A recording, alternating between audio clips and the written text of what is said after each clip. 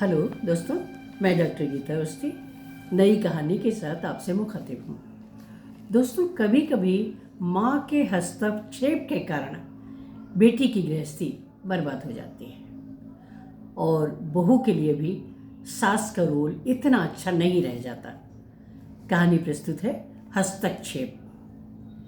बारिश की बूंदें दोपहर को इतना खुशगवार बना देती हैं, इस तरफ अक्षिता का कभी ध्यान ही नहीं गया था। पलंग पर अलसाई से लेटी थी कि चिड़ियों की ची ची ने ध्यान खींच लिया था। खिड़की से रात रानी का पेड़ नजर आ रहा था। उसी पर कुछ चिड़िया बैठी थीं। अचानक बारिश आ गई थी और फुर्र फुर्र करके चिड़िया उड़ने लगी थी। लेकिन एक चिड़िया उड़ उड़ कर वापस पेड़ पर आ रही थी। शायद छोटी चिड़िया ने अभी अभी उड़ना सीखा था और उड़ने में माँ का साथ नहीं दे पा रही थी। उसे हंसी आ गई थी। पशु पक्षी भी मातृत्व के हाथों कितने मजबूर हो जाते हैं। अचानक फोन की घंटी ने उसे विचारों की श्रृंखला से बाहर निकाल लिया था। फोन रचना का था। कह रही थी कि आकर पैकिंग करवा दीजिए और रास्ते के लिए मटरी बना दीजिएगा। थकी सी अक्षिता किचन की ओर चल रही थी। अचार के लिए आम कटे रखे हैं और मसाला भी तैयार है, पर अब तो रात को ही अचार डाल पाएगी। माथे पर सनसनाहट सी हो रही थी। रात ठीक से सो भी नहीं पाई थी, इसलिए अर्थराइटिस कुछ ज़्यादा ही परेशान करने लगता है इन दिनों। अंकुर भी ऑफिस से आता ही होगा, उसके लिए भी कुछ फ्रेश नाश्ता बनाना पड़ेगा। नमकीन या बिस्किट तो उसे बिल्कुल पसंद नहीं। किचन की खिड़की से बगीचे की तरफ ध्यान गया था। कितने दिन से सोच रही है कि झड़े हुए गुलाबों के डंठल काटना है, पर हो ही नहीं पाता। आज थकान के कारण आधे घंटे लेट गई थी, अन्यथा कटिंग हो ही जाती। उम्र भी तो अब शेड्यूल पूरा नहीं होने देती, वरना रचना की उम्र में तो वो जैसे उड़ती फिरती थी। रचना की शादी 2 वर्ष हुई थी। पति के साथ इसी शहर में रहती है, इसलिए हर 2-3 दिन में मिलना हो जाता है। फोन पर तो दिन भर बात होती ही रहती है, इसलिए बेटी की विदाई आखिरी नहीं थी। सच तो ये है कि रचना का घर भी उसे अपना घर जैसा ही लगता है। सभी मामलों में दामाद व बेटी को राय देना, उनके कार्यक्रमों में साथ रहना अक्षिता को अच्छा लगता है। दोनों भी बच्चे हैं, वो नहीं संभालेगी तो गृहस्थी कैसे चलेगी। रचना तो उनके बिना शॉपिंग तक नहीं कर पाती। हालांकि रचना की उम्र में वो संयुक्त परिवार की बहू बनकर बखूबी घर संभालती थी। 5 बज गए थे। अंकुर के आते ही अक्षिता ने मठरी उसके सामने रखकर रचना के से घर छोड़ने को कहा था। अंकुर के आते ही अक्षिता ने मठरी उसके सामने रखकर रचना के घर छोड़ने को कहा था। अंकुर ने बुरा समूह बनाकर कहा था, फिर वही मठरी, आप नाश्ते में पोहा क्यों नहीं बना देती, फ्रेश लगता है। रचना के लिए बनाई थी, बाहर घूमने जा रही है, अक्षिता ने अंकुर के भाव पढ़ते हुए कहा था। मम्मी, आप दीदी को इतना सपोर्ट क्यों करती हैं, वो अपना काम खुद क्यों नहीं करती। अंकुर ने भुनभुनाते हुए स्कूटर की चाबी उठा ली थी। रात रचना के घर से लौटने के बाद दर्द और अधिक बढ़ गया था। उसकी कराहट सुनकर अंकुर मूव की ट्यूब दे गया था, साथ ही नसीहत भी, 2 गृहस्थी संभालोगी तो दर्द तो होगा ही। अक्षत देर रात दौरे से लौटे थे और थक कर सो गए थे। सुबह बातचीत के दौरान बताया था कि अंकुर के लिए रिश्ता आया है। अक्षिता ने राहत की सांस ली थी, कुछ जिम्मेदारियां तो कम होंगी। रचना की प्रेगनेंसी की खबर ने उसकी जिम्मेदारियां और अधिक बढ़ा दी थी। डॉक्टर के पास चेकअप के लिए रचना को ले जाना भी उसकी दिनचर्या का हिस्सा बन गया था। यद्यपि किसी भी तरह की आर्थिक मदद की बात जरूरत नहीं थी। सोचते ही अक्षता को लगता था कि रचना अभी छोटी है, उस पर जिम्मेदारी कैसे डाली जा सकती है। अचार कैसे बना पाएगी रचना? साल भर के लिए अचार उसे बनाकर देना ही होगा। बड़ी, पापड़, मसाले सभी वो दो गृहस्थी के लायक बनाती है। शाम को रचना का फ़ोन आया था। मम्मा, मेरे सास ससुर कुछ दिनों के लिए आ रहे हैं। सब कुछ कैसे मैनेज कर पाऊंगी? शादी के बाद पहली बार आ रहे हैं। मुझे तो उनकी पसंद नापसंद कुछ भी नहीं मालूम।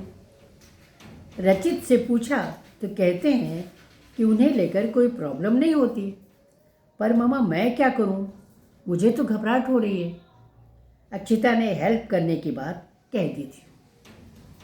सुबह सुबह ही कराहती हुई आवाज़ में रचना ने फ़ोन पर बताया कि उसे बुखार आ गया है। कुछ देर बाद ही उसके सास ससुर घर पहुंचने वाले थे। अक्षिता को कुछ समझ में नहीं आ रहा था कि वो क्या करे। उसके चेहरे पर बेचैनी नजर आ रही थी। पति बोले थे, अक्षिता, कभी उन लोगों को भी महसूस करने दो कि रचना उनकी पत्नी बहू है। थोड़ी देर के लिए तुम उसे भूल जाओ। कैसी बातें करते हैं? बच्ची बुखार में तड़प रही है, मैं तो अभी देखने जाऊंगी। कुछ खाना भी बना लेती हूँ, कहकर अक्षिता पैर पटकती हुई चली गई थी। डोरबेल बजाने पर दरवाज़ा रचना की सास ने खोला था। औपचारिक बातचीत के बाद उन्होंने अक्षिता को रचना के पास भेज दिया था और स्वयं चाय बनाने चली गई थी। रचना के सिरहाने बर्फ का पानी वो पट्टी रखी थी। शायद रचना की सास ने उसके माथे पर पट्टियाँ रखी थी। हे भगवान, कैसा चेहरा हो गया है बच्ची का। यहाँ अकेली पड़ी है, क्या करूँ? हालात ऐसे हैं कि अपने पास भी नहीं बुला सकती। अक्षिता बड़बड़ाई थी। टिफिन उसने रचना के पलंग के पास रख दिया था। रचना ने कुछ खाने की इच्छा जताई थी तो अक्षिता ने टिफिन से रोटी सब्जी निकाल कर दे दी थी। रचना ने तकिए का सहारा ले लिया था और खाते खाते बोली थी, मम्मा, रचित भी सुबह से बस 2-3 बार हाल पूछने आए थे। अपने पापा से बातें कर रहे हैं या मम्मी जी से? मम्मी जी को किचन में सामान भी बताना पड़ रहा है। खैर, 2-4 दिन की बात है, वरना मैं तो मर ही जाती। हाँ बेटा, कल मैं उन लोगों को खाने पर बुला लूँगी। बाद में सब्जियां बनाकर भेज दिया करूँगी, तुम रोटी सेक देना। ये दिन भी कट ही जाएंगे। अक्षिता ने रचना के बालों में उंगलियां फिराते हुए कहा था। तभी रचना की सास चाय लेकर अंदर आ गई थी। उनके चेहरे से लग रहा था कि उन्होंने कुछ अरुचिकर सुना है। रचना को खाते हुए देखकर बोली थी, रोटी खा रही हो? कोई बात नहीं, डॉक्टर ने खिचड़ी बताई थी, इसलिए मैंने खिचड़ी बना ली है। रचित और उसके पापा खाना खा रहे हैं, आपके लिए भी खाना लगा दो बहन जी, हम लोग इधर बैठकर खा लेंगे। नहीं, अब मैं घर जाऊंगी।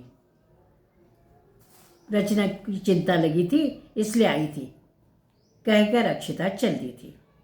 अगले दिन रचित का फोन आया था कि रचना का बुखार बिल्कुल उतर गया है, चिंता की कोई बात नहीं है, मम्मी ने सब संभाल लिया है।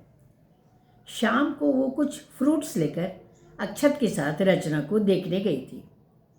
बातचीत के दौरान रचना को फल व दूध की हिदायत दे दी थी।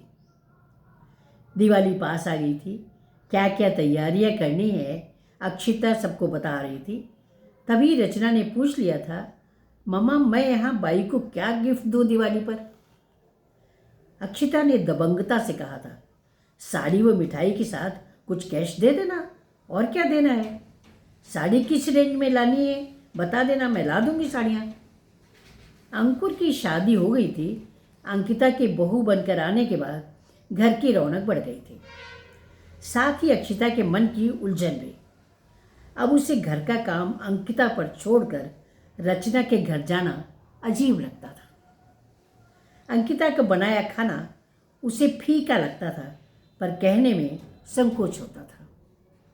अंकिता कभी कभी धीरे से चुपचाप कुछ बोलती नहीं थी, पर मुंह झुकाकर चली जाती थी। एक दिन उसे अपने आप को रोक पाना मुश्किल लगा और कटहल की सब्जी अक्षिता ने अपनी थाली से हटा दी थी। इतनी फीकी सब्जी मैं नहीं खा सकती। बेडरूम में अक्षत उसका चेहरा देखकर समझ गए थे कि सब कुछ सहज नहीं चल पा रहा है। पूछने पर अक्षिता ने अपने मन की परतें पति के सामने खोल दी थी। सवेरे रविवार था। अक्षत ने आउटिंग की बात की तो अक्षिता को सुखद लगा। झट से बोली, रचना को फ़ोन कर देती हूँ। नहीं, सिर्फ हम दोनों चलेंगे, अक्षत ने कहा था। पानी में पांव डालकर बैठना अक्षिता को बहुत अच्छा लग रहा था। अक्षत ने धीरे से अक्षिता के कंधे पर हाथ रखकर कहा था, अक्षिता, तुम्हें रचना वो अंकिता में क्या फ़र्क लगता है? रचना बेटी है और अंकिता बहू, बस और क्या, अक्षिता ने कहा था। नहीं, वो नहीं, मैं तुम्हें बताता हूँ। तुम रचना को आज भी छोटी बच्ची समझती हो और अंकिता को कम उम्र होने के बावजूद एक परिपक्व महिला। वैसे ही व्यवहार तुम उनके साथ करती हो। रचना को तुम उसकी जिम्मेदारी का एहसास तक नहीं करने देती हो। उसकी जिम्मेदारी खुद उठाना चाहती हो। रचना को तो तुमने उसके घर वालों को समझने का मौका ही नहीं दिया। याद है उसकी सास कितनी सेवा कर रही थी, परंतु तुम्हारे या रचना के व्यवहार में इस तथ्य का एहसास तक नहीं था। तुम्हारा हस्तक्षेप रचना के घर में इतना अधिक है कि रचित की माँ को वो घर अपने बेटे का घर तो लगता ही नहीं होगा। अक्षिता, अगर अंकिता की माँ हमारे घर में ऐसा ही हस्तक्षेप करे, अंकिता को काम न करने दे या हमारे साथ न रहने दे, तो हमें कैसा लगेगा? जाने अनजाने तुमने रचित की माँ का अपमान बार बार किया है। अगर ऐसा तुम्हारे साथ होता तब? रचित की माँ एक सौम्य महिला, वो एक अच्छी माँ है, इसलिए सब कुछ चुपचाप सहती रही। पर तुमने बहुत गलत किया अक्षिता, कहकर अक्षय चुप हो गए थे। सवेरे अक्षिता किचन में दाल बघार रही थी, तभी अंकिता आ गई थी। मम्मी जी, मैं करती हूँ। मैं पूरी कोशिश करूँगी कि खाना टेस्टी बने। प्लीज़ मम्मी, मुझे करने दीजिए। हाँ, तुम करना, एक बार मैं तुम्हें सिखा देती हूँ, कहकर अक्षिता मुस्कुरा दी थी। फ़ोन की घंटी बजी थी। फ़ोन रचना का था। मम्मा आ जाइए, रचित बिरयानी की फरमाइश कर रहे हैं। रचना, रचित के लिए बिरयानी तुम्हें खुद बनानी चाहिए, मैं नहीं आ पाऊँगी, कहकर अक्षिता ने फ़ोन रख दिया था। आज उसे बड़ा हल्कापन महसूस हो रहा था। नमस्कार।